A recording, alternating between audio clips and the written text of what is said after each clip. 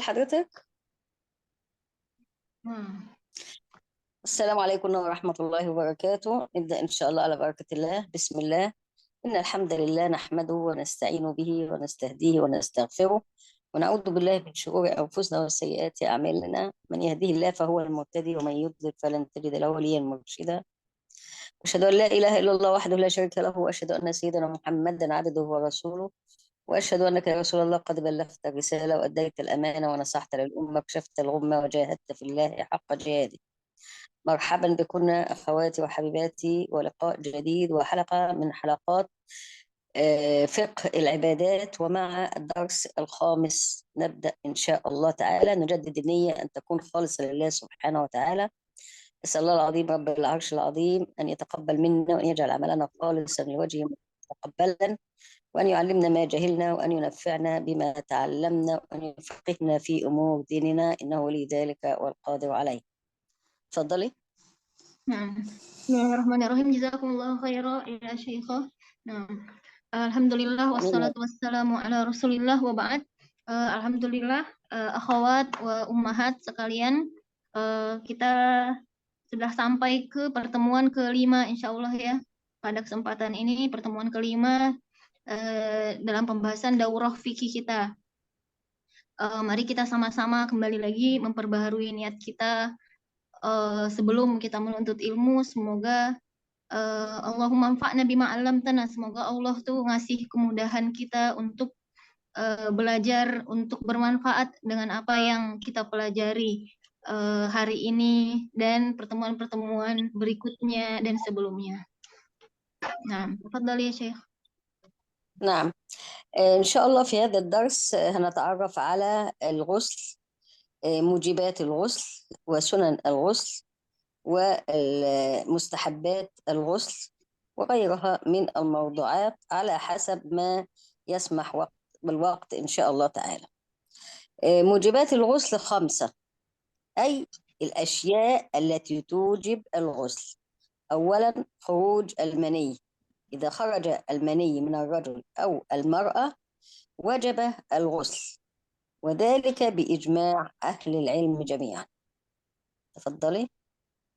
Iya, insya Allah pada kesempatan kali ini kita akan membahas tentang mandi ya, akhwat wa ya ummahat sekalian. Jadi tentang mandi, bersuci dengan mandi, baik itu hal-hal yang menyebabkan kita harus mandi, bersuci dengan mandi, kemudian sunnah-sunnah yang dilakukan dan hal-hal yang membatalkan. Nah, nanti insya Allah kita akan membahas tentang bab ini, melihat sampai di mananya nanti sesuai dengan waktu yang tersedia ya insya Allah. Nah, yang pertama kita akan membahas tentang hal-hal yang mewajibkan kita harus bersuci dengan mandi gitu ya. Nah, yang pertama adalah keluarnya mani, baik itu laki-laki ataupun perempuan. Jika keluar mani berarti wajib mandi seperti itu. نعم.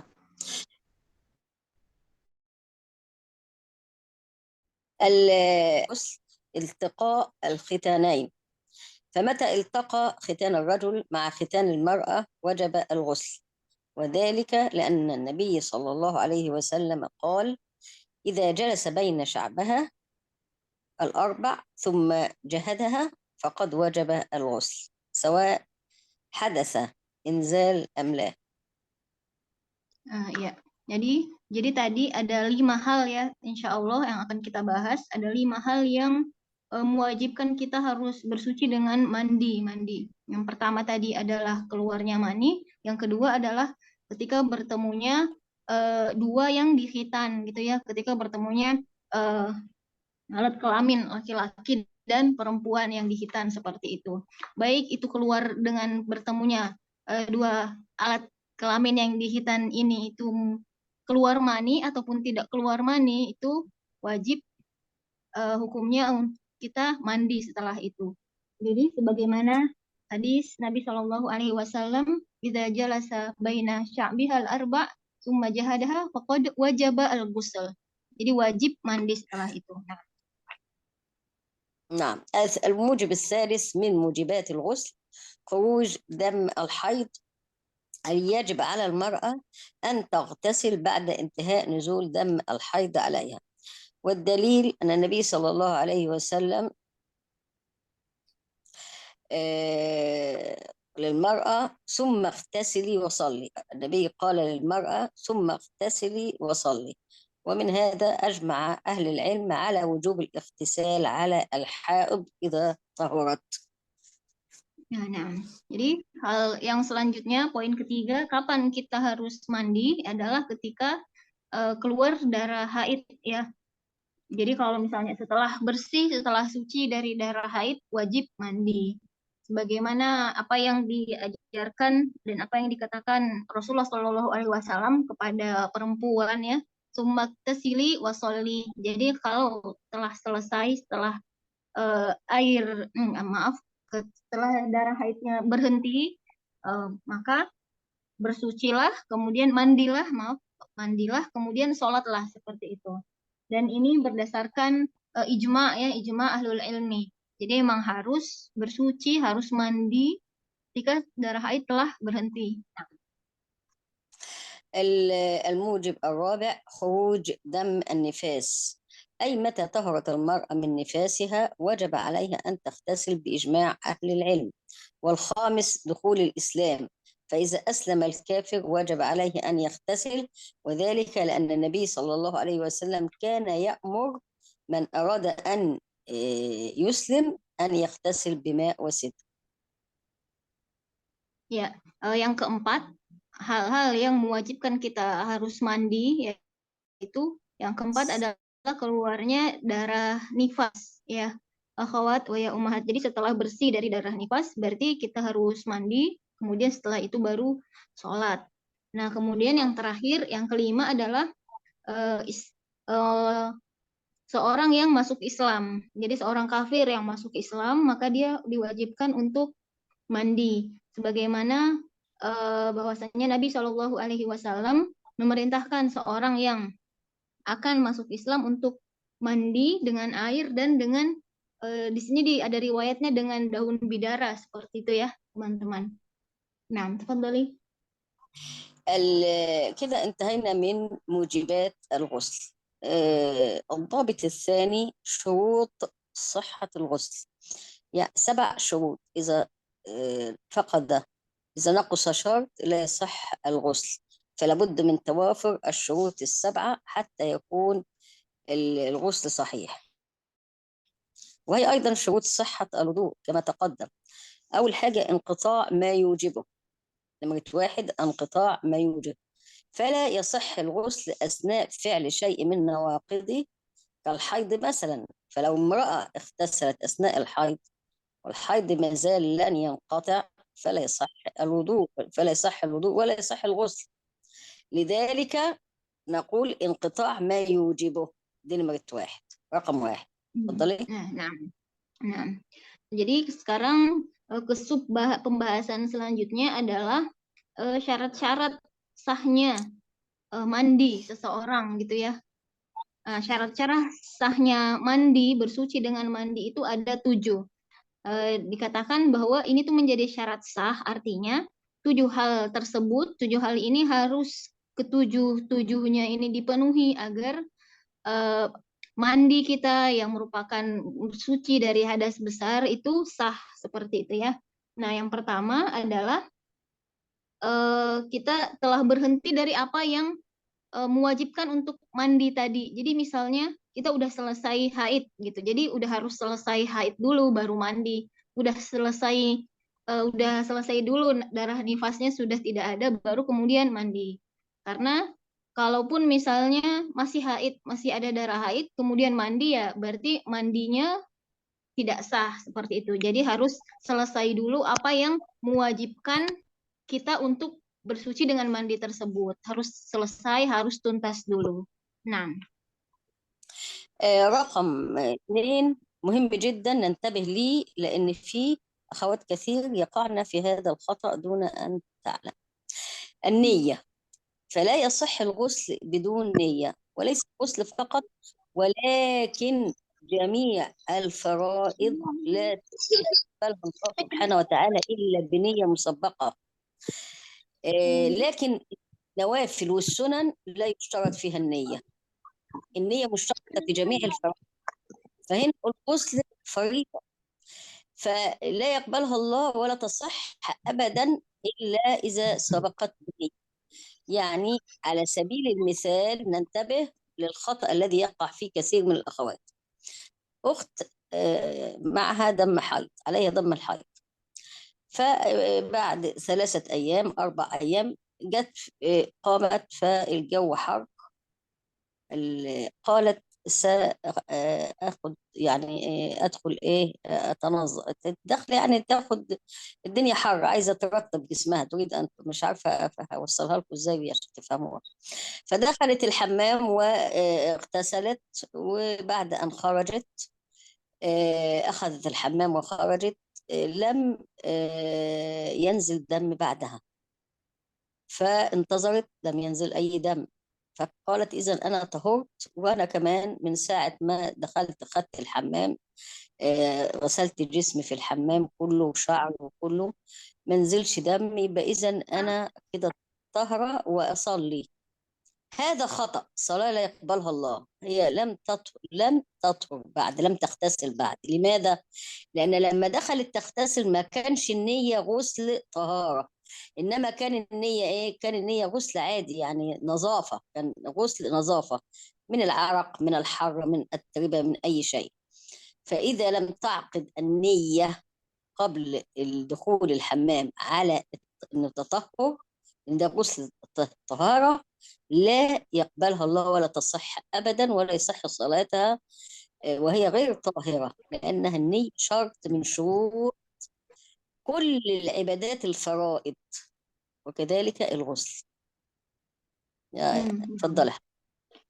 Nah, jadi poin selanjutnya adalah apa yang harus syarat sah mandi kita itu mengangkat hadas besar. Yang pertama tadi adalah sudah selesai ya dari apa-apa yang mewajibkan untuk kita mandi. Yang kedua adalah niat. Jadi poin yang kedua ini tentang niat harus benar-benar kita perhatikan betul seperti itu. Tadi ditekankan, diulang beberapa kali ya oleh Syaikhoh. Jadi bagaimana kita tuh bersuci kan untuk melaksanakan sholat faraid gitu ya, tentang apa sholat fardu, amalan-amalan fardu setelahnya. Nah, hal itu tuh harus diawali dengan niat gitu. Jadi jangan sampai misalnya pas sebelum masuk kamar mandi kita niatnya sebenarnya cuma mau mandi biasa gitu. Mandi biasa biar lebih segar, biar membersihkan diri, tapi kita tidak meniatkan itu untuk mandi bersih gitu ya, mandi besar dari haid misal.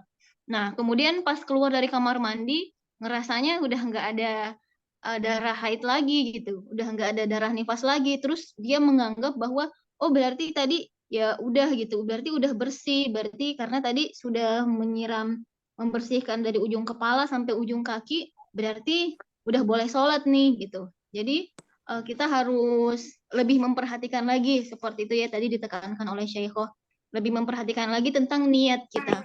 Jadi harus dipastikan betul bahwa memang awal masuk kamar mandi memang niatnya untuk bersuci dari hadas besar.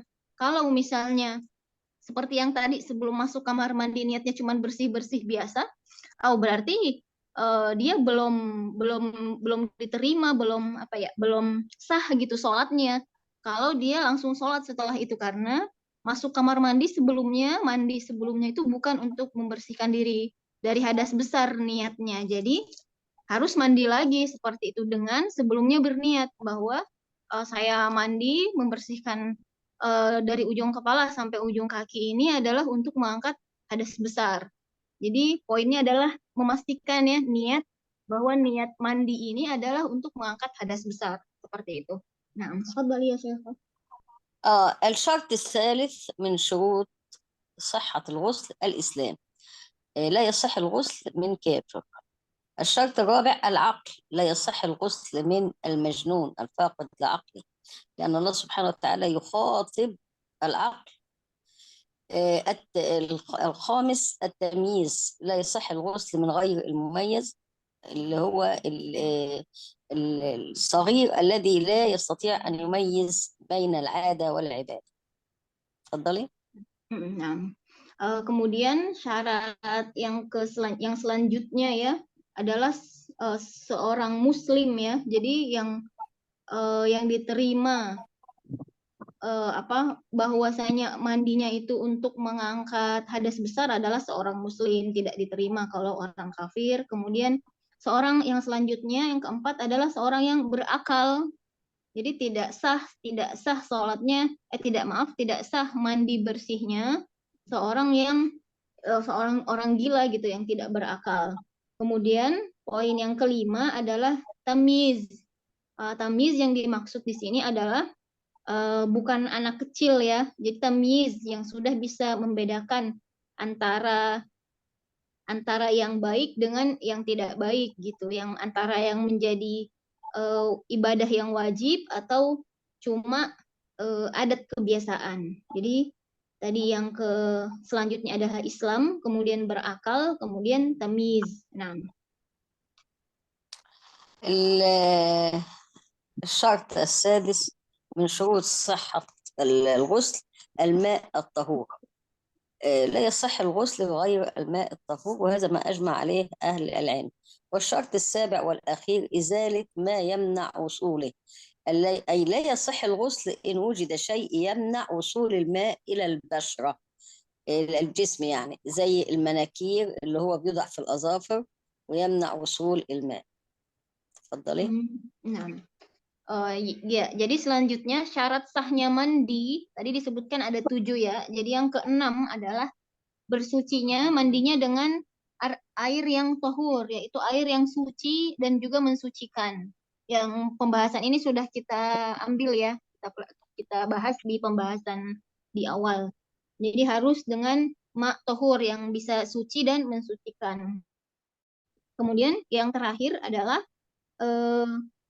menghilangkan apa saja yang bisa menghalangi air itu masuk atau membersihkan bagian tubuh kita yang wajib dibersihkan yang ada di tubuh gitu ya. Misalnya cat kuku seperti itu. Jadi menghilangkan dulu nih hal-hal yang menghalangi sampainya air ke badan kita, ke kulit kita. Jadi kayak cat kuku dan yang lain-lainnya gitu yang bisa menghalangi. Nah, إذا تحدثنا عن موجبات الغسل وفرائض الغسل، والآن نتحدث عن الضابط الرابع، وهو سنن الغسل، موجبات الغسل وسنن الغسل.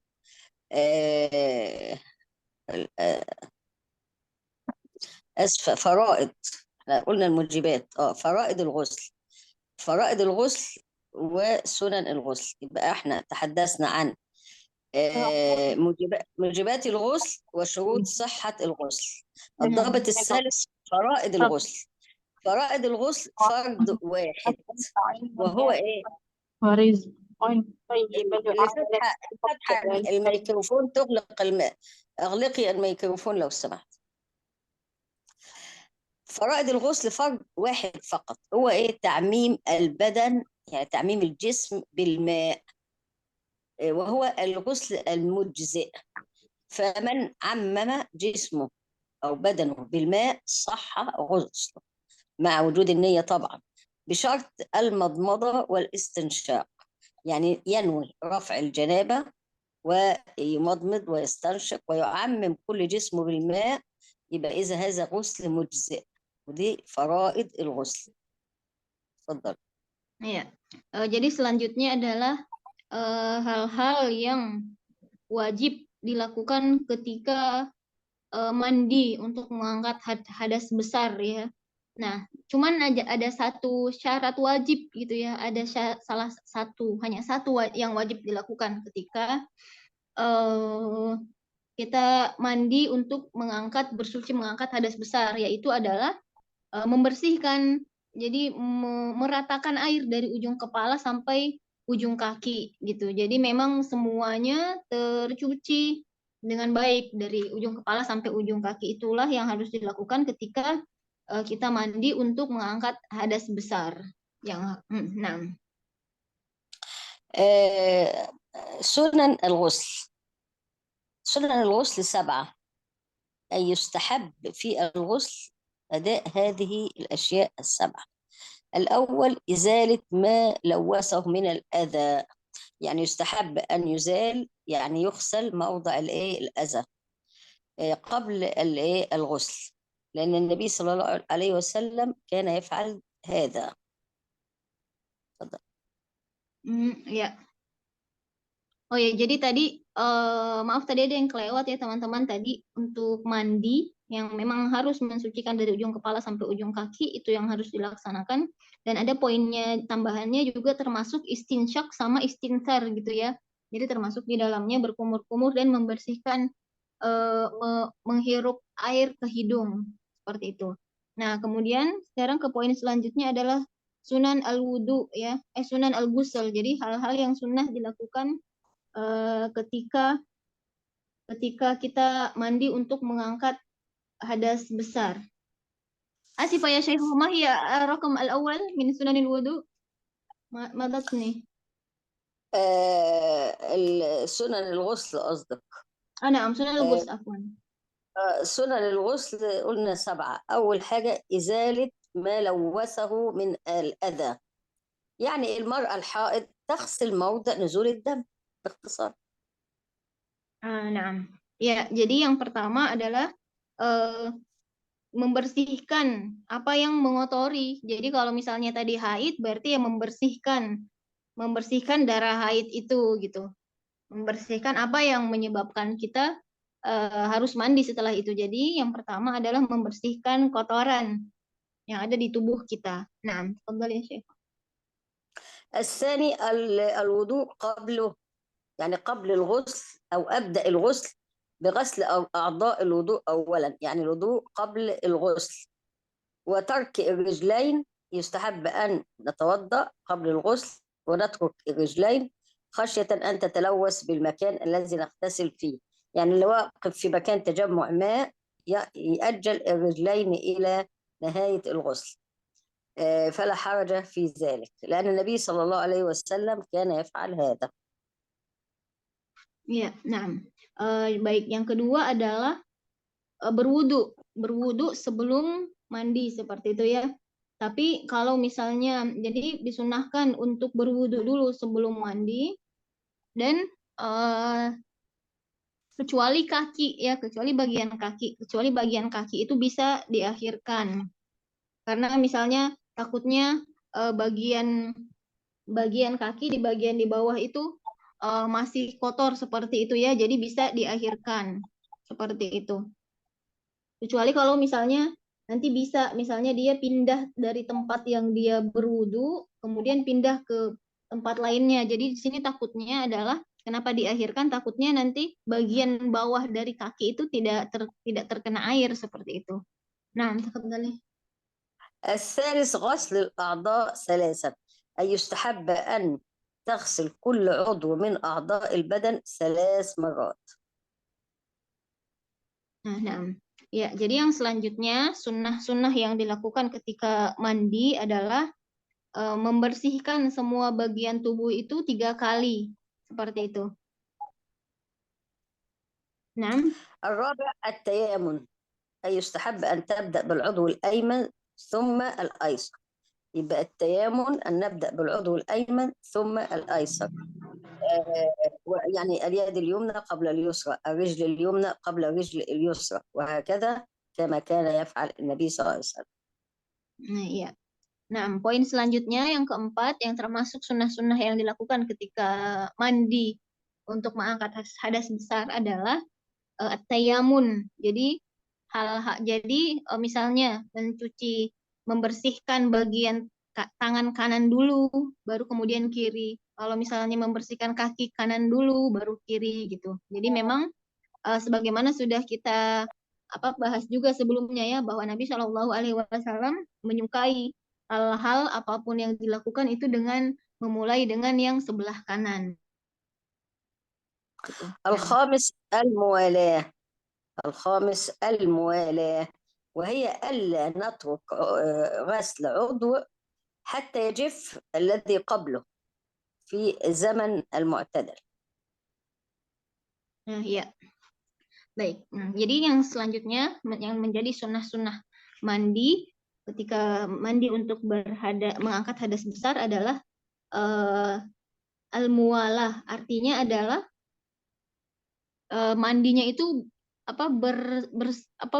berlanjut terus gitu ya, tidak misalnya sebelah kanan disiram sebelah kanan, bagian sebelah kanan badan, kemudian ditinggal dulu nunggu kering, udah kering sebelah kanan baru disiram yang sebelah kiri. Itu tidak seperti itu ya. Jadi harus berlanjut terus dari awal kita mandi sampai selesai, itu tuh bersambung, tidak terpisah sampai bagian lainnya udah kering baru kita melanjutkan mandi lagi gitu ya, tidak seperti itu.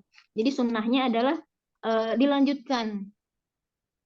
Nah, السادس الدلك، أي يسن تدليك البدن عند الغسل بيده. السابع غسل الرجلين بمكان آخر غير حتى لا تتلوث. ya. Sunnah mandi selanjutnya adalah sambil dipijat-pijat seperti itu ya, adalk. Jadi mandi sambil memijat-mijat anggota tubuh gitu ya, bagian tubuh. Jadi dipijat di sini maksudnya biar memastikan bahwa memang air yang kita pakai itu ya sudah benar-benar membersihkan tubuh kita, setiap ujung, setiap jengkal tubuh kita seperti itu ya. Jadi sambil nggak asal disiram tapi ya dibersihkan dengan tangan juga sambil dipijat-pijat seperti itu. Nah, kemudian yang terakhir adalah yang termasuk sunnah ketika mandi wajib adalah yang tadi ya, mencuci kaki terakhir tapi di tempat yang lain, tidak di tempat tadi kita mandi. Jadi kita bergeser sedikit, jadi biar memastikan bahwa tempat yang kita akan cuci kaki setelah itu terakhir adalah tempat yang bersih seperti itu. Nah,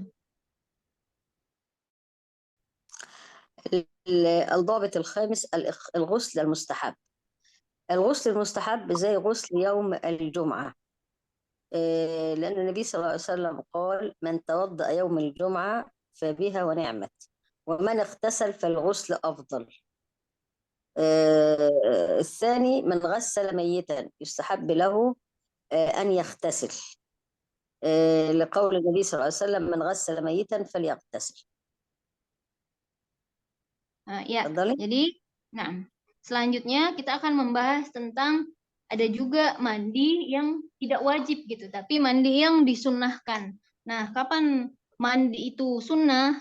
Artinya berarti ketika kita melaksanakannya kita dapat pahala, berarti mandi sunnah. Yang pertama adalah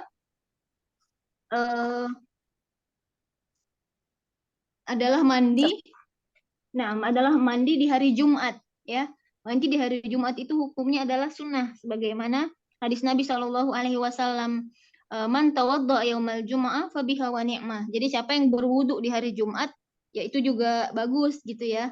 Wa man iktasala fal ghuslu afdal. Tapi siapa yang mandi di hari Jumat itu lebih afdol, lebih baik lagi seperti itu. Kemudian poin yang kedua, mandi yang sunnah adalah ketika telah memandikan mayit. Jadi siapa yang sudah memandikan mayit disunahkan untuk dia untuk mandi setelahnya. Nah, تفضل يا شيخ. نعم. الغسل المستحب أيضا في العيدين، يستحب أن تغتسل يوم عيد الفطر ويوم عيد الأضحى.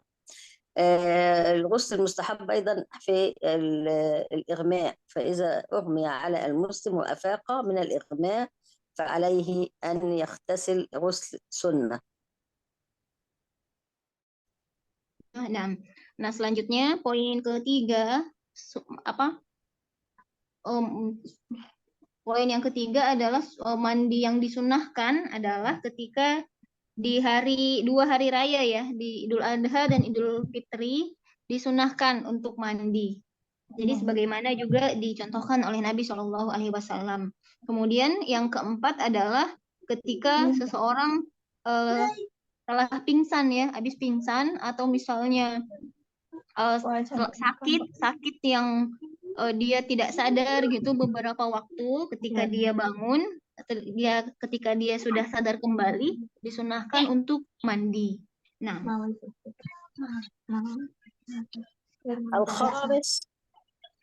الخامس الجنون، يستحب لمن أفاق من الجنون أن يغتسل.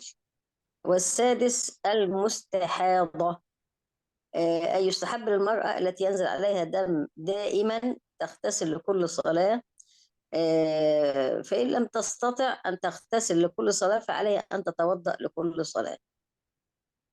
Nah, selanjutnya poin yang kelima, kapan kita disunahkan untuk mandi?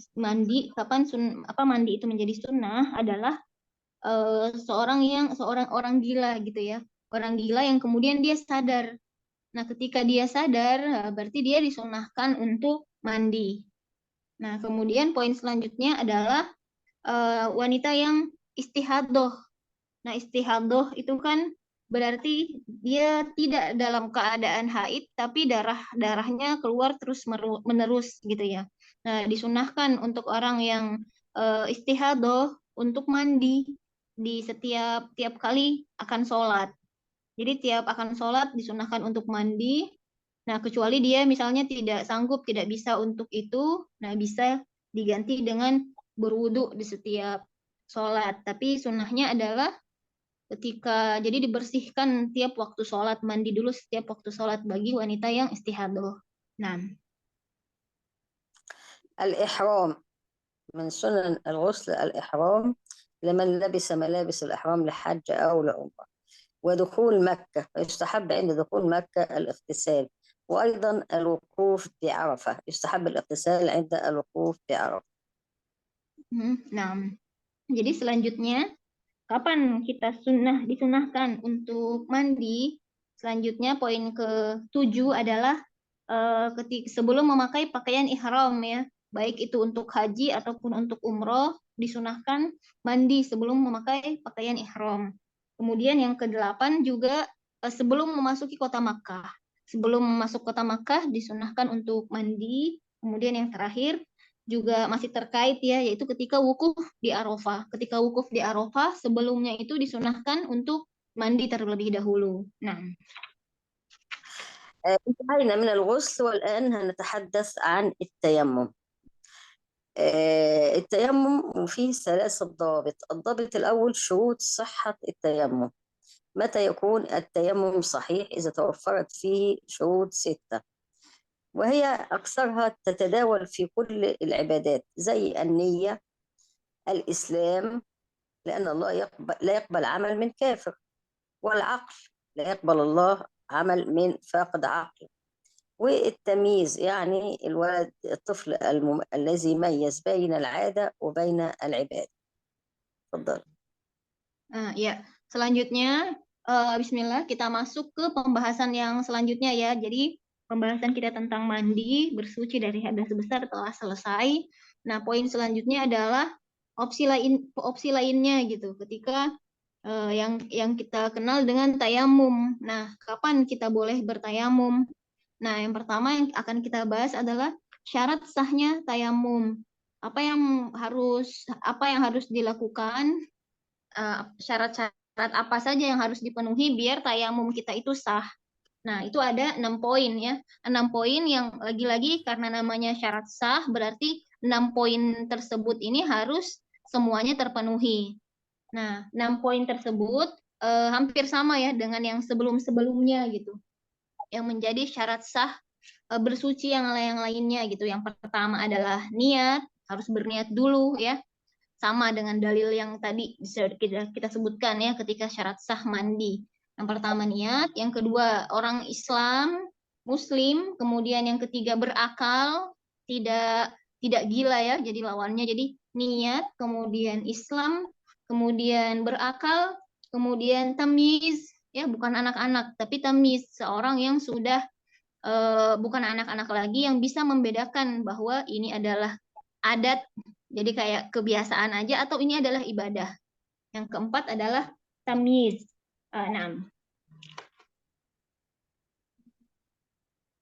الخامس انعدام الماء، أي تعذر استعماله.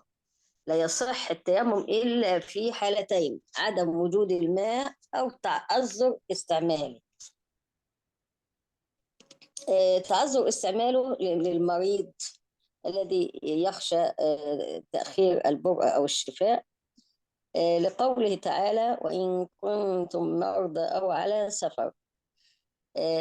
ولذلك أجمع أهل العلم على أنه يصح التيمم لمن فقد الماء أو كان معه الماء ولا يستطيع استخدامه،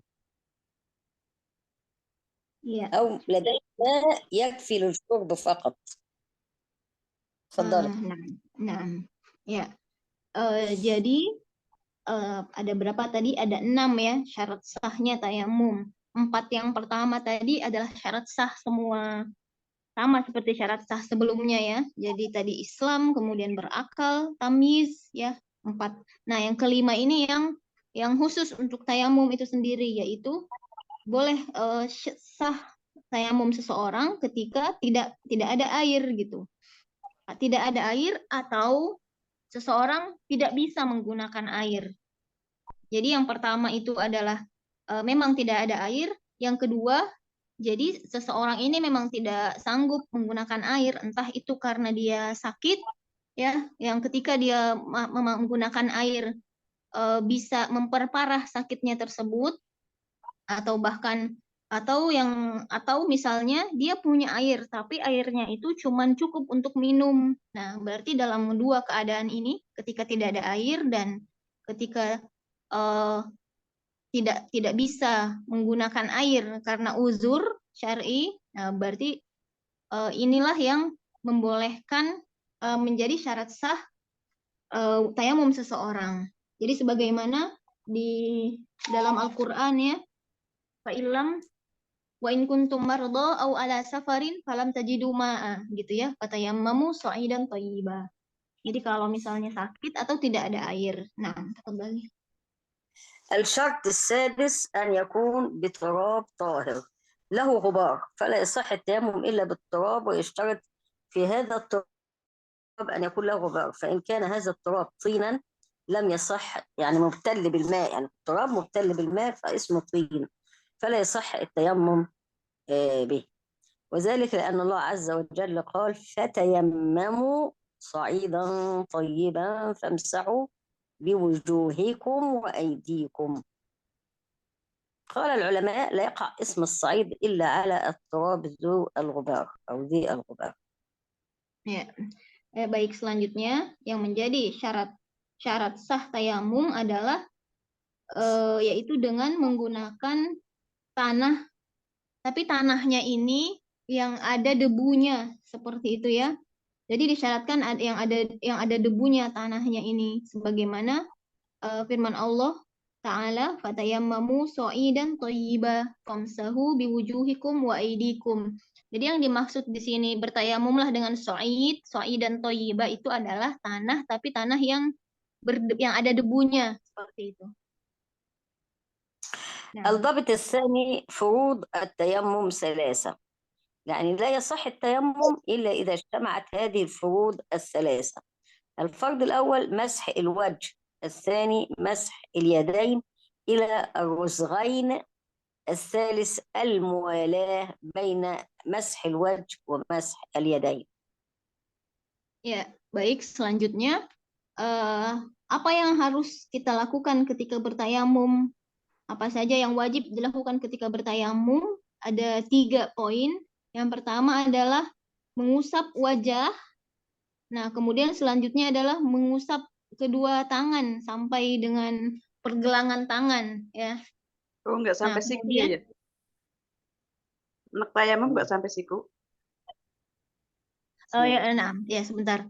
Anak Ya tayamum Ustazah. basuh tangan sampai siku enggak? Apa sampai pergelangan tangan doang? Iya, sebentar dipastikan lagi sebentar ya sama syekhwahnya.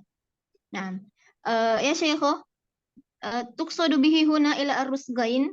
Ar-rusgain hadhihi yani faqat kaf ila أو أيوة، إلى عند مصر مثل التواضع، مثل لا الوضوء.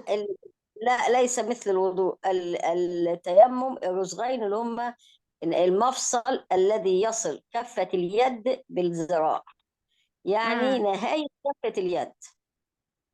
نعم، إذن ليس كالوضوء، يعني فقط إلى مفصل الذي يعني يقطع بين الكف واليد كذا. نعم. Nah, ya.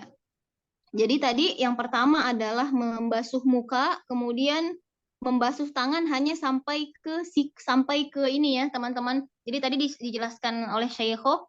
Jadi engsel, jadi mifsol yang menghubungkan antara telapak tangan sama tangan kita. Artinya yang wajib dibasuh adalah telapak tangan. Jadi sampai sampai sampai apa berarti bahasa Indonesianya nih? Telapak tangan ya. Jadi tidak kayak wudhu yang sampai siku, tapi hanya telapak tangan, tapi depan dan belakangnya seperti itu. Nah, kemudian yang ketiga, karena tadi ada 3 ya yang harus dibasuh. Yang pertama adalah muka, kemudian tangan sampai dengan pergelangan tangan. Nah, yang ketiga adalah al-muwalah, lagi-lagi al-muwalah yang artinya membasuh tangan dan membasuh muka dan tangan ini harus berkesinambungan, berlanjutan langsung gitu ya, tidak ditinggal muka dulu terus ditinggal beberapa menit baru kemudian tangan, tapi harus langsung gitu ya, berurutan. Nah, كيفية التيمم أن نأتي بالتراب وتضرب ضربة عليه بيديك، يعني بإيدينا الاثنين بالكفتين نضرب فوق التراب، ثم ننفخ من اليدين التراب ونمسح الوجه كاملا بكل مواضعه اللي حددناها في الوضوء، وبعدين نمسح اليدين ظاهرهما وباطنهما، يعني نلف الايدين على بعض كده بحيث يتمسح الظاهر والباطن للكف، لأن النبي صلى الله عليه وسلم أمر عمارا أن يضرب ضربة واحدة لوجهه وكفيه. Nah, kemudian selanjutnya adalah bagaimana tata cara bertayamum itu sendiri, yaitu yang pertama adalah dengan memukul tangan atau jadi memukul tangan ke tanah seperti itu ya, memukul tangan, kedua tangan ke tanah, kemudian setelah itu ditiup gitu ya, ditiup. Nah, setelah ditiup baru kemudian membasuh muka.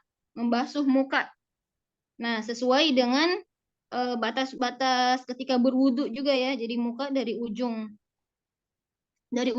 sini ubun-ubun sampai di bawah dagu ya, sama ketika berwudu. Nah, setelah membasuh muka, kemudian membasuh kedua tangan. Membasuh kedua tangan, baik itu bagian luar ataupun bagian di dalam. Tapi pergelangan tangan, cukup pergelangan tangan. Nah, sebagaimana yang diajarkan oleh Nabi Shallallahu Alaihi Wasallam gitu ya. Jadi cuman darbah wahidah. Jadi cuman satu kali tepukan ke tanah, dengan satu tepukan itu kemudian kita membasuh muka dan membasuh kedua tangan sampai pergelangan. Nah, الضابط الثالث والأخير نواقض التيمم 3، يعني مبطلات التيمم، إذا حدث واحدة منها لا يصح الصلاة، بطل التيمم. الأول هو نواقض الوضوء، ما يبطل الوضوء يبطل التيمم، لأن التيمم بدل عن الوضوء فيأخذ نفس حكمه. Ya, baik. Nah, selanjutnya pembahasan kita tentang tayamum adalah hal-hal apa yang bisa membatalkan tayamum. Nah, hal-hal yang bisa membatalkan tayamum ada 3 poin. Nah, yang pertama adalah yang bisa membatalkan tayamum adalah hal-hal yang juga bisa membatalkan wudhu. Jadi yang membatalkan wudhu berarti membatalkan tayamum juga, seperti itu.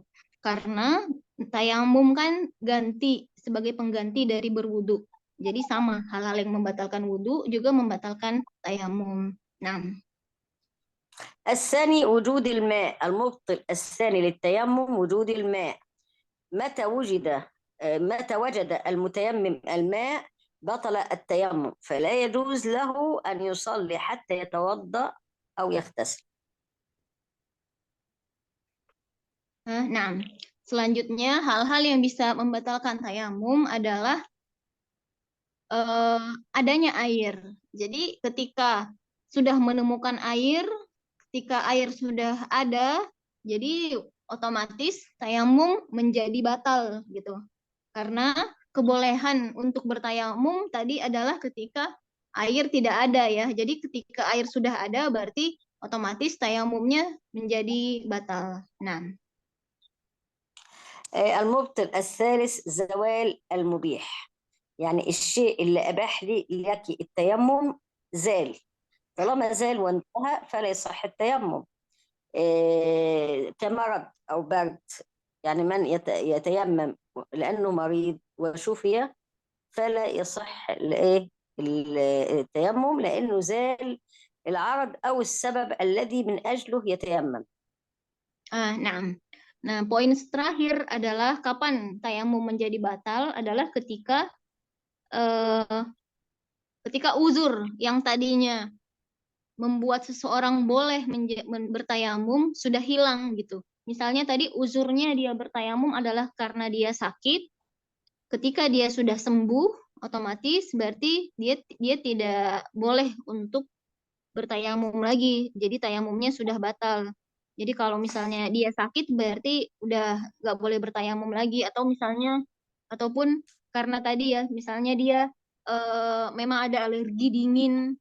Jadi hal yang ketika dia menggunakan air kemudian bisa menyebabkan sakitnya itu semakin parah.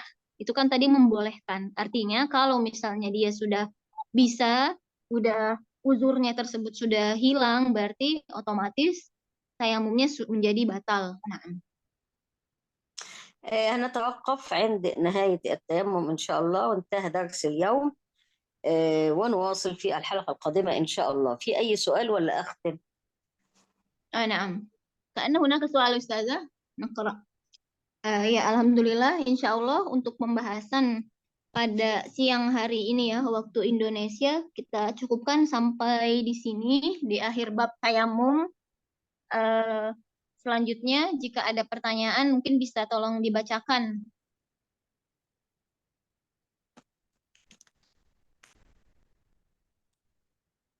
Ada yang bisa ini, atau ada yang ingin bertanya langsung dulu mungkin? Bintu Ahmad. Assalamualaikum Ustazah. Nah, tafadhali. Waalaikumsalam warahmatullahi wabarakatuh. Berarti siapa dulu nih sekarang yang Bintu Ahmad, tafadhali. Nah. Assalamualaikum warahmatullahi wabarakatuh.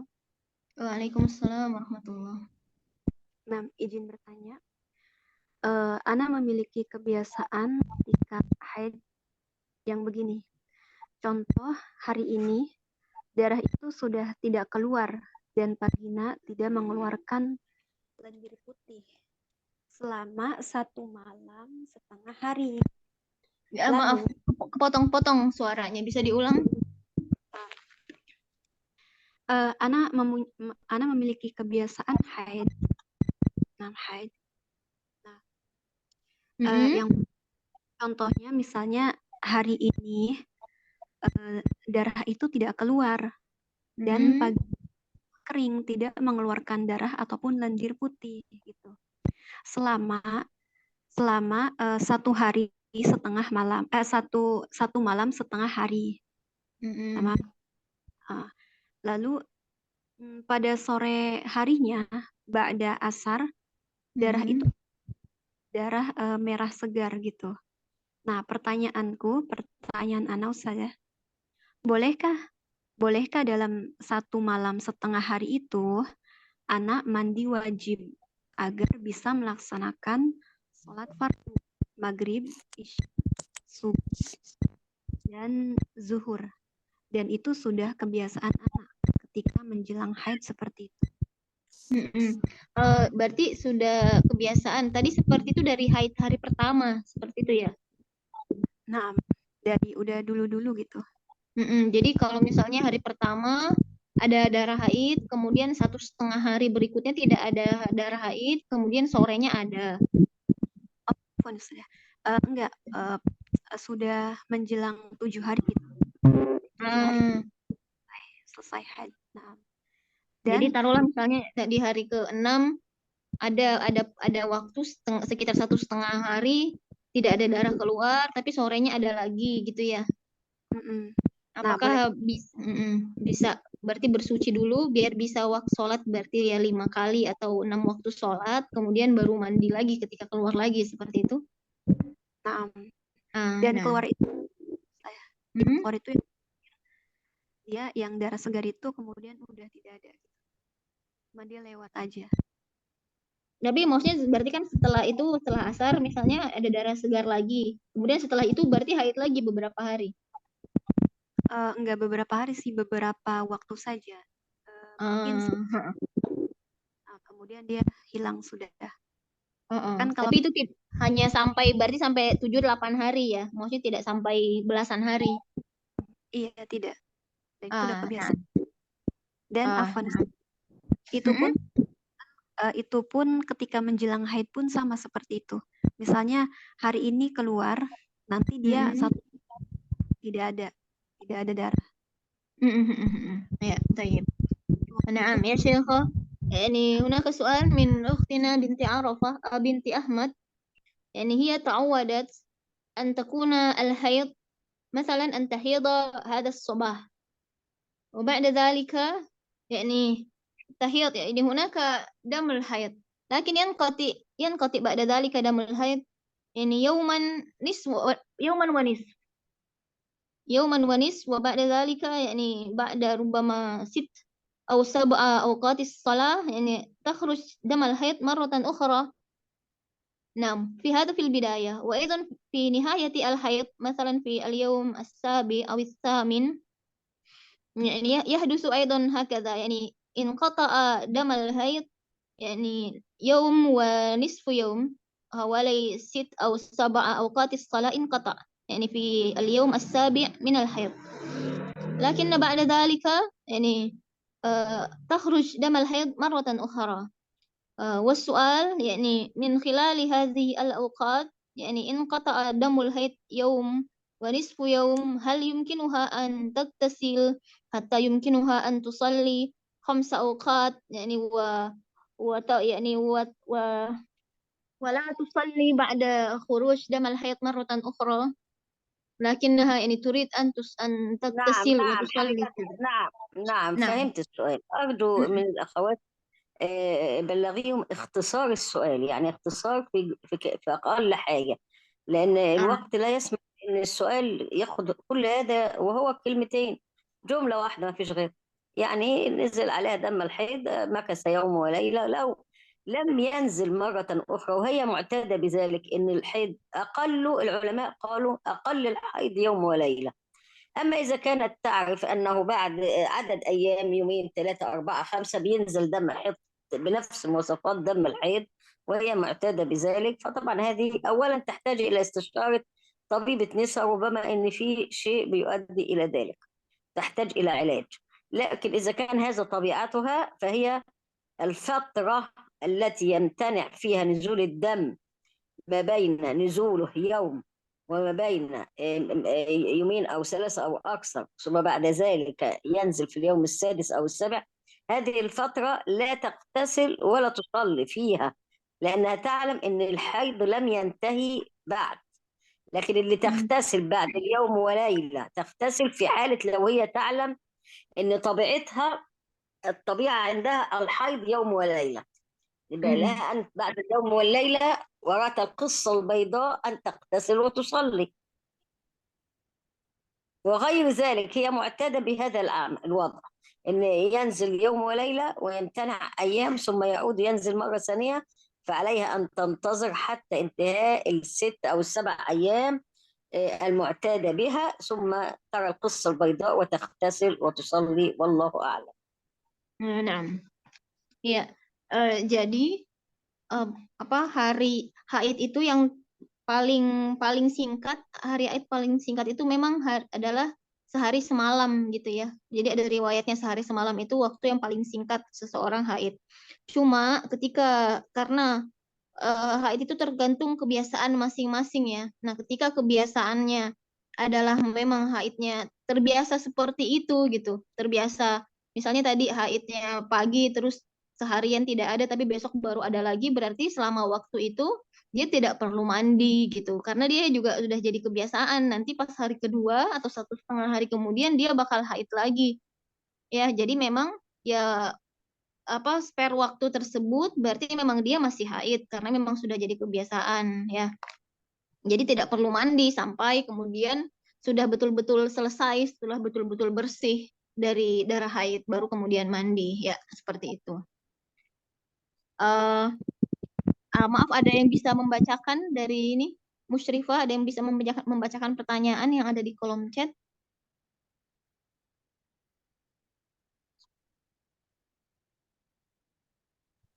نعم جزاكم الله خيرا أستاذة وشيخة أحسن الله إليكم. Halo?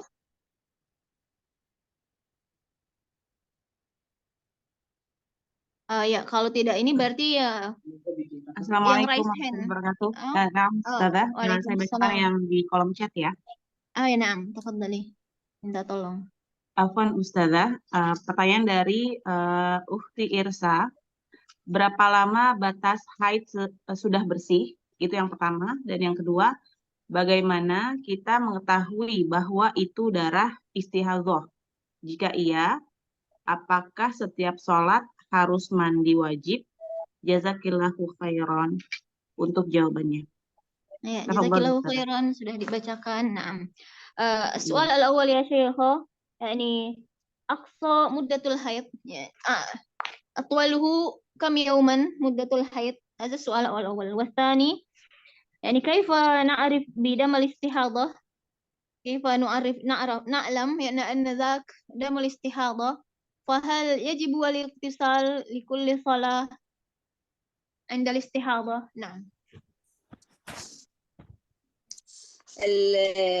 العلماء وضعوا أقل الأيام في الحيض يوم وليلة، وأكثرها يصل إلى 10 أيام، وبعض المذاهب إلى 15 يوما. الفرق بين دم الحيض ودم الاستحاضة: دم الحيض معروف مواصفاته، يكون لونه غامق، متجمد، أحيانا له رائحة معينة. أما الاستحاضة دم لونه أحمر فاتح رقيق وليس سميك، لا يتجمد، ليس له أي رائحة، فهو دم طاهر معه بتتوضأ وتصلي وتصوم وكل شيء. نعم. إذن يعني للمستحاضة أن تغتسل يعني غسل، أن تغتسل لكل صلاة كذا يا شيخة؟ هي لا لا أقول تغتسل، أقول تتوضأ. يعني الغسل تتوضأ. الأول، الغسل من الحيض، الغسل من الحيض لا. يعني لو أخت نعم. حاضت ثم طهرت واغتسلت، ثم بعد أيام وجدت الدم لونه المواصفات التي قلناها، مواصفات الدم الاستحاضة، فهي الغسل ليس واجبا، هو مستحب سنة، لسه احنا قايلينه من ضمن سنن الغسل الايه الاستحاضة، لكن ليس نعم. فرض، ليس فرض. الفرض الوضوء. Nah, baik. Ya, jadi tadi pertanyaan pertama adalah panjang waktu haid gitu ya, masa haid. Jadi kalau riwayatnya itu kalau yang paling cepat adalah sehari semalam sudah bisa dikatakan haid. Kemudian kalau yang paling lama itu adalah 10 hari. Tapi ada juga riwayat yang mengatakan bahwa sampai 15 hari. Jadi panjang masa haid. Kemudian selanjutnya adalah darah istihadoh gitu ya. Bagaimana kita bisa membedakan antara darah haid dan istihadoh. Nah, kalau darah haid itu jadi warnanya lebih kalau darah istihadoh lebih cerah, kalau darah haid itu dia lebih, kalau tidak cerah berarti apa, lebih kuat gitu ya warnanya. Kemudian dia kadang bergumpal-gumpal darah haid ya. Jadi warnanya merah gelap, kemudian bergumpal-gumpal, kemudian ada baunya khusus gitu ya, bau khusus yang memang bau darah haid yang kita kenal gitu ya, sifat-sifat darah haid. Nah, kalau misalnya darah istihadoh itu sendiri, nah syukran ya, jadi lebih ke merah maron gitu ya kalau darah haid. Kalau darah istihadoh, dia lebih muda gitu warnanya. Kemudian dia tidak menggumpal, jadi tidak menggumpal-gumpal kayak darah segar warnanya merah muda, kemudian baunya juga tidak sama, baunya seperti darah haid. Nah, seperti itu. Nah, kemudian bagaimana ketika seseorang itu istihadoh? Nah, ketika seorang istihadoh, sebagaimana tadi disampaikan ya, jadi termasuk sunnah untuk seorang yang istihadoh untuk mandi. Jadi di setiap waktu sholat dia disunahkan untuk mandi. Jadi tidak wajib ya. Yang wajib untuk seorang yang istihadoh adalah berwudu sebelum sholat. Tapi kalau misalnya dia mau mandi setiap sholat, itu berarti dia melaksanakan sunnah gitu, mendapat pahala. Nah, pertanyaan selanjutnya. Nah, Ustazah. Pertama dari Ukhti Dahlia. Pertanyaan pertama, jika kita mandi wajib di waktu asar dan ingin sholat, kita langsung sholat asar atau sholat zuhur dahulu baru asar? Itu yang pertama. Yang kedua, dan ketika hendak mandi wajib, apakah cukup dengan air saja? Bolehkah memakai sabun? Seperti itu. Nah, Mungkin pertanyaan yang pertama lebih saya juga boleh ikut bertanya ya Ustazah. Misalnya kita selesai di waktu zuhur, di akhir zuhur, kemudian kita baru mandinya sudah masuk waktu asar. Apakah sholat zuhurnya itu bagaimana hukumnya? Seperti itu. نعم. Jazakallah يعني khairan, Ustaz. نعم يا شيخ هناك سؤالين. الأول يعني عندما تتطهر المرأة من الحيض في وقت العصر وبعد الاغتسال هل يعني تصلي صلاة العصر فقط يعني مباشرة أو عليها أن تصلي الظهر والعصر كذا؟ وأيضا مثلا يعني أن تغتسل من الحيض في نهاية الوقت الظهر. نعم، فهل عليها أن تصلي الظهر والعصر كذا؟ هذا هو السؤال الأول. والسؤال الثاني الاغتسال من حدث هذه هل فقط بالماء أو يجوز ذلك استعمال الصابون والشامبو وهكذا؟ نعم. نعم. السؤال الأول وهو بعد الغسل، هي اكتشفت مثلا أنها ارتفع الدم بعد العصر واغتسلت، تعيد، قال العلماء تعيد فرضين، آخر فرضين اللي هم الظهر والعصر احتياطي، لربما يكون كان يعني ارتفع الدم من قبل الظهر وهي لم تكتشف ذلك، فعليها أن تعيد قضاء آخر فرضين أدركته قبل الغسل. ده حاجة. السؤال الثاني اللي هو خاص بالإيه، ذكريني كده. نعم، يعني استعمال الصابون، هل يكفي استعمال الماء فقط أو الصابون وغيرها؟ خلاص. تمام. الاستخدام الصابون والشامبو كل هذا من النظافة، يكون قبل نية الاغتسال. يعني هي تستخدم الصابون والشامبو وتغسل موضع نزول الدم، وكل هذا دي اسمها نظافة. بعد النظافة هذه تبدأ تنوي الاغتسال بالماء بدون يكون استخدام صابون ولا أي شيء، الماء الطهور. الله أعلم. يعني آسفة يا شيخة، يعني السؤال الثاني إذن يعني عليها يعني مرة أخرى، يعني أن نغتسل مرة أخرى دون الصابون والشامبو كذا، فقط بالماء إذا تعني كذا. الأول يمكن أن نستخدم صابون والشامبو للنظافة، لكن أيضا نحتاج إلى أن نغتسل مرة أخرى بالماء فقط كذا. إذا كان الماء متجمع وخشية أن يكون نزل فيه، وقع فيه شيء من الصابون أو نقطة من الشامبو، فعليها أن تستخدمه للنظافة، وثم تأتي بماء آخر لا يمسه لا صابون ولا شامبو. إذا كانت بتستخدم اللي هي اللي بيسميه الدش، يعني الحنفية اللي هي بتنزل المية فوق الرأس دي، ليس الماء موضوع في إناء، لكن بينزل من حنفية عالية فوق رأسها، وصبنت جسمها وكل شيء، يجوز ان هي تنوي الغسل، وبيبقى نظافة وغسل في وقت واحد. بس المهم الماء ما يكونش لمسه لا صابون ولا شامبو، والله أعلم. Nah, ya, jadi yang pertama tadi ketika maksudnya ngerasanya bersih itu di waktu sholat asar, darah haidnya sudah berhenti di waktu asar, atau misalnya tadi ya, apakah kita langsung sholat asar gitu, atau harus sholat duhur juga gitu. Jadi kalau jawaban dari Syekhoh, jadi sebagai bentuk ihtiyati gitu ya, kehati-hatian kita, jangan sampai ternyata darah haidnya itu sebenarnya sudah berhenti dari pas masuk waktu zuhur gitu. Jadi sebagai kehati-hatian kita, takutnya kita kelewatan waktu zuhurnya. Jadi kalau seperti itu, sholatnya duhur dan sholat asar seperti itu. Jadi dua sholat fardu yang terakhir dilaksanakan.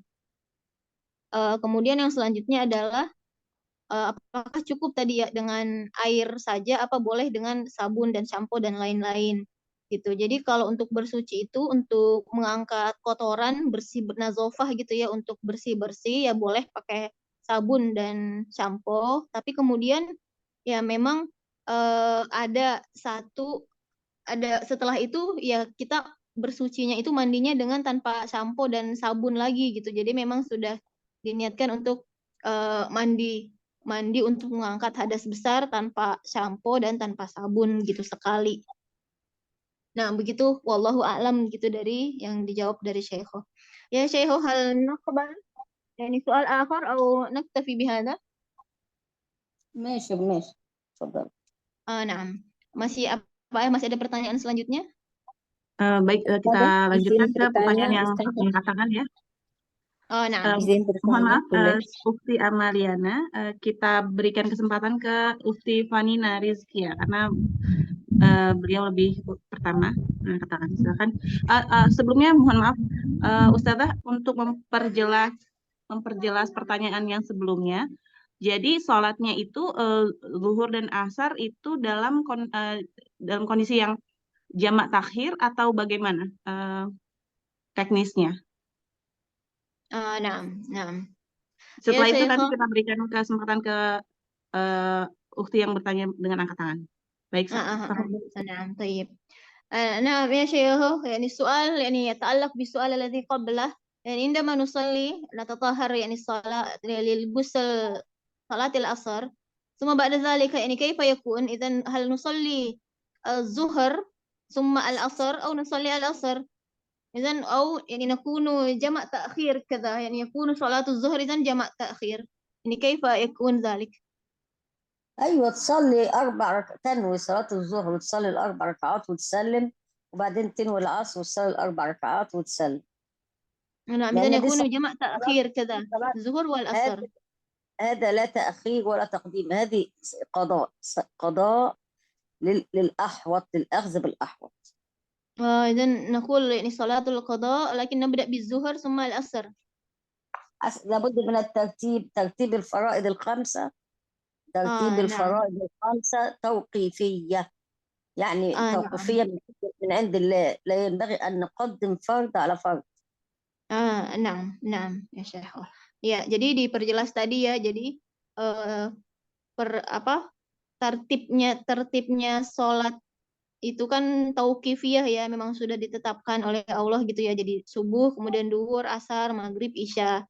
Jadi memang urutannya ya duhur dulu, kemudian asar, atau misalnya maghrib dulu, kemudian isya, seperti itu ya. Jadi kalau misalnya mandinya tadi asar, berarti sholatnya sholat duhur dulu, kemudian sholat asar. Tapi dinamakannya bukan jamak, tapi memang disebutkannya kodok gitu, kodok sholat. Tapi tartibnya adalah duhur dulu, kemudian asar sesuai dengan tartib yang memang sudah ditetapkan oleh Allah seperti itu. Jelas ya? Nah, Ustazah, jazakillahu khairan. Baik, silakan. Kembali. Jazakumullah khairan atas kesempatannya. Izin bertanya Ustazah. Jadi Anda pernah dengar berwudu sebelum mandi wajib itu kan disunahkan, dan meninggalkan yang terakhir itu kaki ya, yang tadi Ustazah ya. Kemudian Nah, Ustazah, saya dengar setelah kita mandi wajib itu tidak perlu berwudu lagi. Nah, apakah ketika misalnya di tengah-tengah kita mandi wajib, kita misalnya buang air kecil atau buang air besar, apakah wudhu itu tetap berlaku? Artinya setelah mandi wajib kita berwudhu lagi atau tidak perlu? Sudah masih sah istilahnya wudhunya itu atau mandi wajibnya itu memang tidak perlu berwudhu lagi, walaupun di tengah-tengah mandi wajib kita buang air kecil atau buang air besar begitu. Sudah jazakumullah khairan. نعم نعم السؤال يا شيخة يعني كما أخذناه يعني أن نتوضأ قبل الغسل ونؤخر غسل الرجلين كذا يعني وهل يكفي هذا الغسل ولا نحتاج إلى الوضوء للصلاة بعد ذلك نعم وهي يعني سمعت كذا يعني لا بأس أن لا تتوضأ أحد بعد ذلك بعد الغسل لكن مثلا عندما في وسط الاغتسال في وسط الغسل يعني مثلا تتبول كذا هل يبطل إذن الوضوء حين ذاك يعني وسط الاغتسال وهي يتبول وهل يبطل الوضوء نعم نعم فهمت السؤال. طبعا هي بدأت الغسل بالوضوء أولا ثم تعميم الجسم بالماء، فهي أصبحت بعد ذلك طاهرة صالحة للوقوف بين يدي الله إذا لم يحدث ناقض للوضوء. فإذا حدث ناقض للوضوء سواء خرج ريح أو غير ذلك من نواقض الوضوء فلابد أن تتوضأ، وإذا لم يحدث ناقض للوضوء فلا تتوضأ لأنه هذا من الإسراف والله أعلم. نعم. Iya, jadi jawaban dari Syekhah betul ya, kalau misalnya memang sudah berwudu di awal, kemudian cuci kakinya di akhir, kemudian setelah berwudu tadi mencuci ya dari ujung kaki sampai ujung kepala, diakhiri dengan wudu, itu sebenarnya sudah mengganti, sudah bersih ya, tidak perlu berwudu lagi untuk sholat. Tapi itu kalau tidak ada hal-hal yang membatalkan wudhu di tengah-tengah ketika mandi tadi. Nah, kalau misalnya tadi buang air kecil di tengah mandi, berarti itu kan sudah ada yang membatalkan wudhu. Jadi artinya dia harus berwudhu lagi setelah itu. Jadi kalau misalnya di tengah mandi tadi buang air kecil, buang air besar, seperti itu ya, berarti batal wudhunya. Otomatis dia harus berwudhu lagi untuk sholat. Nah, wallahu a'lam. Nah, Lahu soal akhir ya Syekhah? ماشي. Nah, apa masih ada tadi yang bertanya? Ya, Ukhti Amaliana, silahkan. Iya, Assalamualaikum warahmatullahi wabarakatuh. Jazakillah khairan atas kesempatannya. Izin bertanya, Ustadzah, apakah darah yang keluar 2 hari sebelum kelahiran itu sudah dianggap nifas? Kadang juga keluarnya 7 hari sebelum kelahiran. Apakah itu termasuk darah nifas sehingga dibolehkan untuk meninggalkan sholat, puasa dan sebagainya, Ustadzah? Jazakillah khairan. Nah, وإياك. نعم يا سؤال يا شيخة أن دم النفاس قد تخرج قبل الولادة بيومين بل أحيانا قد تخرج دم النفاس يعني قبل الولادة ب7 أيام كذا هل يعني هذه يعني من دم النفاس يعني قبل الولادة يعني هل يمكنها أن تترك الصلاة حين ذاك؟ نعم. الإشارات اللي بتنزل قبل الولادة ده زي الاستحاضة، ده مش دم نفاس، دي بتبقى دم لونه أحمر فاتح خفيف ليس فيه مواصفات دم نفاس ولا دم حيض. لكن دم النفاس يبدأ نزوله مع نزول الجنين، فإذا نزل الجنين ومعه الدم فهذا هو دم النفاس، وربما تلد المرأة بدون رؤية دم نفاس فليس عليها غسل ولها أن تتوضأ وتصلي مباشرة. والغسل هنا سنة وليس فرض إذا لم ينزل دم مع المولود أو الجنين والله أعلم. نعم. لذلك العلماء لا يضعون حد أدنى للنفاس كما وضعوا حد أدنى للحيض.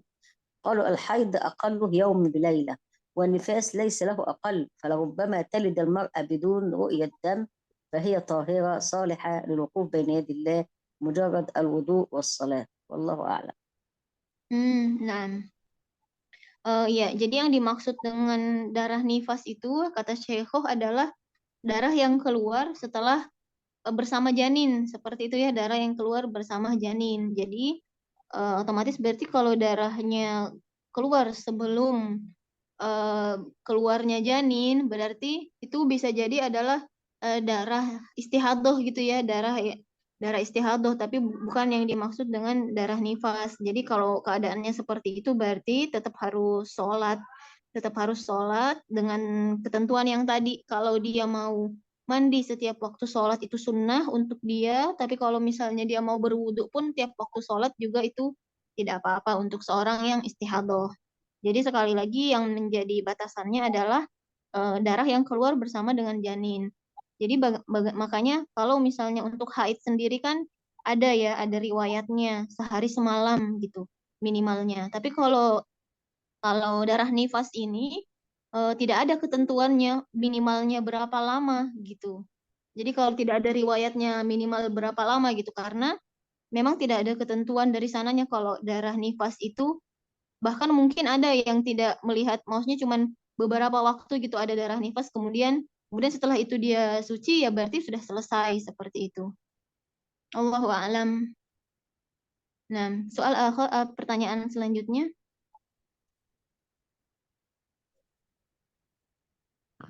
Ini dari Wahyu ya. Nah. Afwan Ustazah, izin bertanya. Ana itu kebiasaan kalau cebok setelah buang air kecil itu kebiasaan Ana memasukkan jari untuk membersihkan keputihan atau pokoknya di sela-sela vagina. Qadarullah pada saat itu kemungkinan apa sudah waktunya masuk haid. Nah, waktu keluar telunjuk jari Ana itu yang kiri itu kok tiba-tiba ada darah. Itu apakah Ana bisa membatalkan dalam artian sudah tidak sholat atau harus menunggu atau bagaimana ya Ustazah? Karena ini sering terjadi kepada Ana gitu Ustazah. Tapi maksudnya itu memang sudah waktu tanggal-tanggal haid gitu ya, mendekati hari haid. Nah, tapi maksudnya yang Ana itu kan biasanya kan keluar dari celana gitu kan. Kalau ini tuh qadarullah Ana karena kebiasaan kalau bersihin itu ya pokoknya di seluruh semua sama Ana masukin ke jari. Lah qadarullah keluar dari jari itu udah merah gitu Ustazah, dan memang itu mungkin memang kebiasaannya waktu head Ana, jadi udah jadwalnya Ana. Itu bagaimana ya? Apakah Ana harus nunggu dulu atau sholat dulu sampai dia turun ke bawah atau bagaimana ya Ustazah? Jazakillahu khairan. نعم. يا شيخ هناك سؤال، يعني سؤال من الأخت، يعني أنها تعودت عندما ماذا نقول، يعني تتنظف بعد البول، يعني بأن ينظف كل شيء، يعني ينظف، وأحيانا يعني قد تدخل أدخلت يعني أصابعها الواحدة ثم للنظافة هذه، يعني لنظافة الفرج، لكن يعني قد تخرج بعد ذلك الدم، فقد ترى الدم، إذن هذا الدم يعني لم ينزل إلى السروال كذا، لكن عندما تتنظف تجد يعني في أصبعها يعني هناك دم. هل تنتظر هي إلى أن تنزل الدم إلى السروال ويكون هذا حيض، أو عندما تتنظف وتجد هذا الدم فهي يعني تترك الصلاة منذ ذلك الوقت؟ هو الدم الحيض هو الذي ينزل، يعني يخرج خارج الرحم، وكون ان هي تدخل اصبعها وتخرج هذا على حتى الطب الحديث الان نهى عن ذلك، لانه بيؤدي الى اصابه المراه بامراض كثيره. فشرعا الدم الذي ينزل نزل، لكن الذي لا ينزل فلا نبحث عنه وندخل الاصبع والكلام هذا، لا، الله اعلم. يعني ولو يعني، لكن مثلا إذا تعودت على ذلك إذن عليها يعني أن تترك هذه، يعني لأن يؤدي إلى المرض كذا يا شيخ؟ والله أعلم. نعم. يعني حتى الرسول عليه الصلاة والسلام لما قال لأم سلمة إنها بعد الحيض تطهر مكان الحيض بإن هي تأتي بخرقة قطعة من القطن المعقم النظيفة أو خرقة نظيفة وتمسها بالطيب اللي هو يعني مش العطر بتاعنا إحنا، الطيب الشرعي، وتمسح بها الإيه مكان نزول الدم. لكن لم يقل لها الرسول أدخلي يدك، والله أعلم. Naam.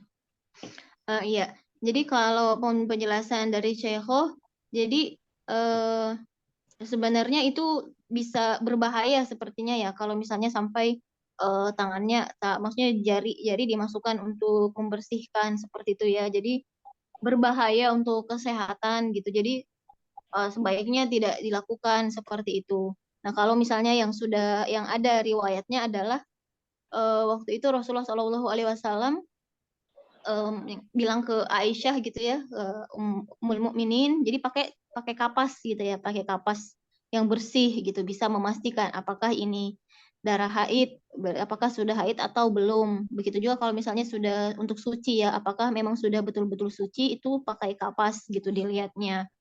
Seperti itu. Dan yang dimaksud dengan darah haid adalah darah yang keluar seperti itu. Jadi kalau dari Syekhoh sendiri, wallahu a'lam, seperti itu. Jadi memang tidak disarankan untuk memasukkan jari untuk membersihkan. Jadi pas haid berarti ya darah yang keluar seperti itu. Wallahu a'lam. Naam Ustazah, jazakillahu khairan, barakallahu fikum. Wa iyyakum. Nah, نأخذ سؤال آخر. Apa ada pertanyaan yang lainnya? لا إذا آخر سؤال، لكن بعد كده لا نتوقف عشان الوقت. Nah, pertanyaan terakhir jika masih ada pertanyaan. Apa masih ada? Sudah tidak ada ya? Sudah selesai, Ustaz.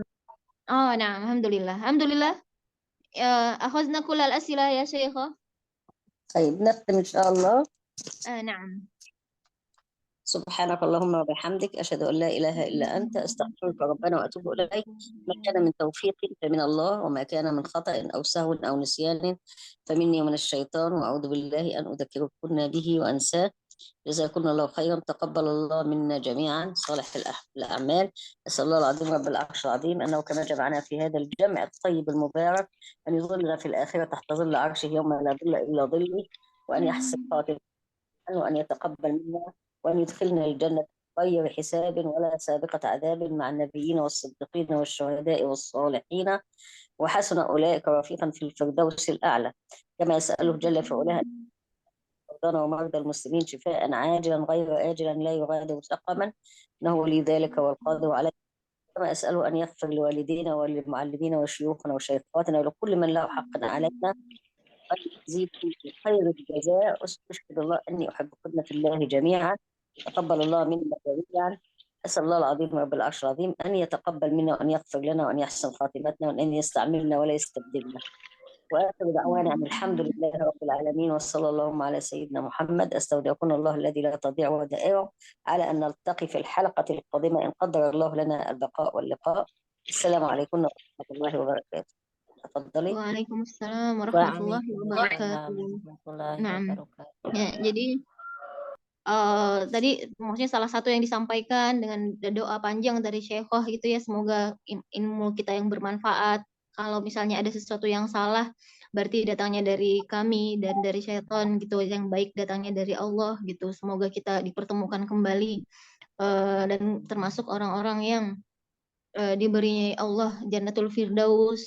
Kemudian semoga insya Allah kita akan bertemu lagi di pertemuan selanjutnya jika Allah menakdirkan kita pertemuan lagi, kita menakdirkan kita umur yang panjang sampai ke pertemuan berikutnya. Dan Syekho juga bertanya ya bahwa Syekho tuhibbukum fillah, mencintai kita semua karena Allah Ta'ala. Nah. Insyaallah, tabarakallah. Jazakallah khairan, jazakallah khairan. Nah.